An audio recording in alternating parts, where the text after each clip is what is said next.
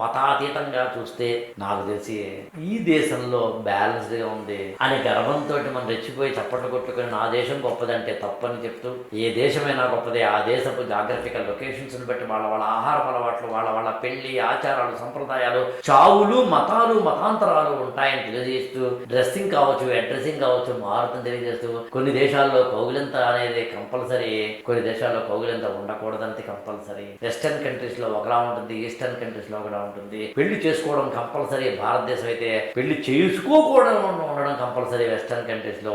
వాళ్ళు తక్కువ కాదు, మనం ఎక్కువ కాదు. భారతదేశం వేరు, ఇక్కడ సంప్రదాయాలు వేరు, ఇక్కడ ఆచారాలు వేరు. అలా చెప్పుకుంటూ వెళితే నా దృష్టిలో ప్రతి దేశము వారికి వారి గొప్పదే. నా దేశం గొప్ప అండము తప్పే, ఆ దేశం యొక్క చరిత్రను, సంప్రదాయాన్ని, ఆ దేశం యొక్క భౌగోళికతను, అంటే జాగ్రఫీని అర్థం చేసుకుని అప్పుడు మనం స్టేట్మెంట్ ఇవ్వడమే సరైన విజ్ఞత.